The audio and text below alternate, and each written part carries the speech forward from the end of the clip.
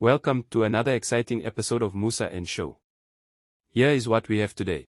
So that we can identify what is our problem. Because we need to analyze what is the problem. The problem we have, you forgive me on this, but this is not me talking, these are the stats. We have a problem with the black man in South Africa. Sanibona kwi-video yayizolo engiyenzile. Ngi-highlighte kancane umbuzo kaSihle Lonzi ngase ngithi ngizozwa ngabantu ukuthi bayafuna ukuzwa na ukuthi utheni uminister mayelana nempendulo edabeni oluthinta abantu abasha abangasebenzi. Kodwa ke ngicaphuna le video ka Lieutenant General Nhlanhla Mkhwanazi Commissioner wamaphoyisa KZN la achaza khona ukuthi inkinga esinayo eSouth Africa it's a black man. Nginesizathu esenza ukuthi ngicaphune yena. Ngiyazi ukuthi lana sifuna sikhulume nge-unemployment kwi-youth. Kodwa ke ibalekile le party le uzoyizwa kodwa makuhamba isikhathi. Ngiyacela ukusubscribe ku channel, like i-video, comment, ushare. Ngiyabonga kakhulu kwaba subscribe uyakhula lo mndeni. Ngiyacela ukuzwa futhi umbono wakho la ku comment section below. Njengoba uLieutenant General Nhlanhla Mkhwanazi echazile ukuthi kuze sikwazi ukukhuluma ngale nkinga nokuthi ixazuleke funa siyiqonde ukuthi le nkinga iyini idalwa yini bese ke iyaxazululeka. So ngibona ukuthi ngcono siqale ngenkinga ekhona bese ke singena kudaba lolu oluthinta ke i-youth unemployed la eSouth Africa. Okungukuthi ke sizofaka lama video la bese sigcina ngale kaSihle Lonzi nempendulo kaMinister. Ngicela uzwe la. The problem with the black man in South Africa. We have a serious problem. What we see here, we put the colors, the races of perpetrators that we've arrested. All the green, as you can see, almost everything is green here, which means almost everything is black that is committing crime. Out of total of 60,000 cases, criminals that were arrested between the age of 16 and 25 years old, 16 and 25 years old, we arrested 60,000 criminals in this past financial year, in this period of 5 years, I beg your pardon, not in financial year, this 5-year period that we are counting. Out of this number, 57,691 of them were black men. Out of 60,000, 57,000 of them are black men that we've arrested between the age of 16 and 25. Ubaba Mkhwanazi usivezela ama stats la ukuthi kubantu ababophile kwi period ya 5 years ababalele eminyakeni ewu16 ukuya ku25 years of which lawo bantu ba youth bawu 60,000 uma bebonke kodwa u57,691 abantu abamnyama. 57,691 abantu abamnyama ababalelwe eminyakeni ewu16 ukuya ku25. Ngicela uzwe la. Thank you, House Chairperson.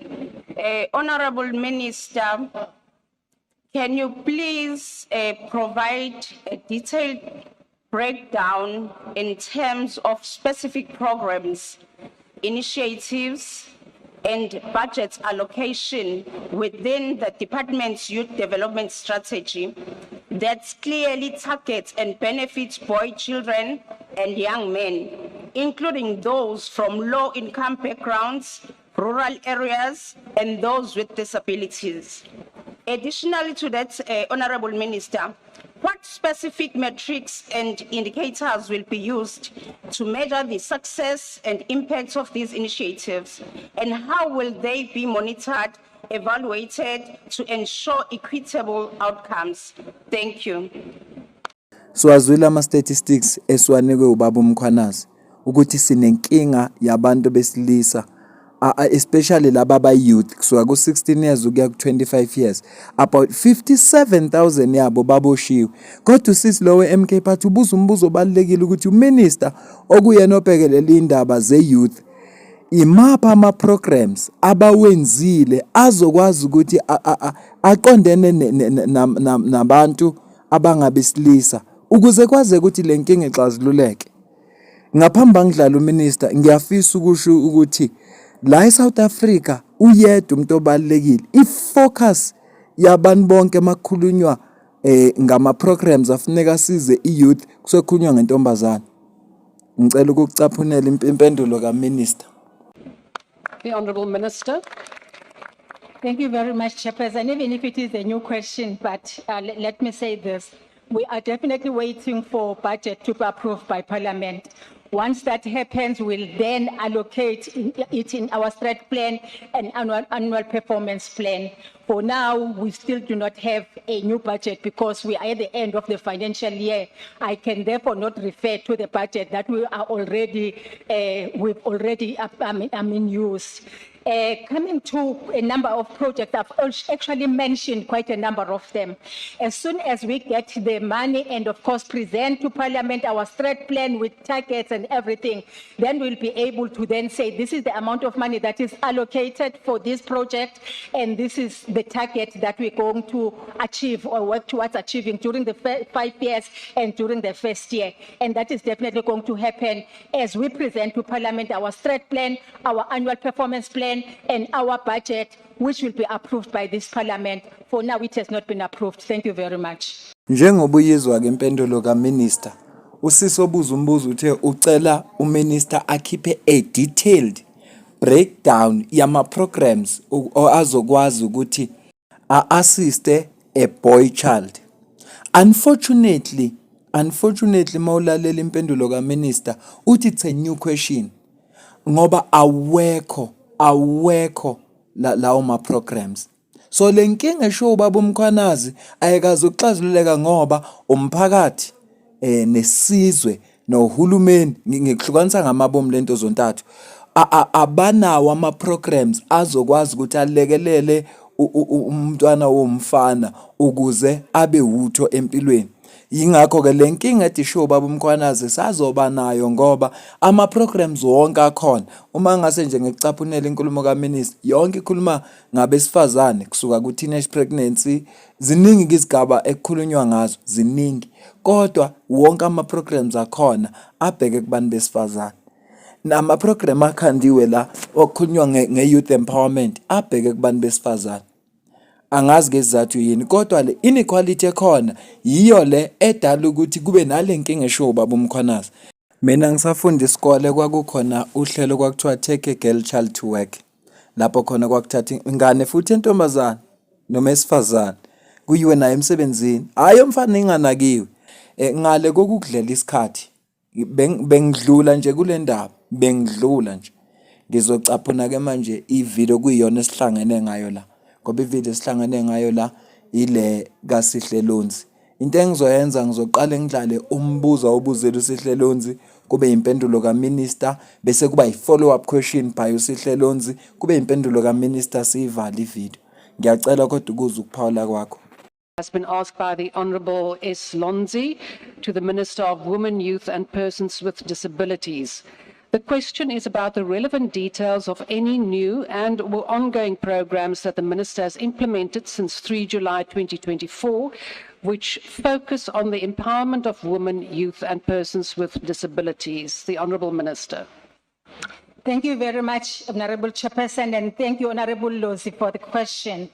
We have partnered with the CSIR to create a value chain-driven agricultural cooperative model that leverages CSIR's IP and advanced technologies, including precision agriculture, to equip and prepare women farmers for market success.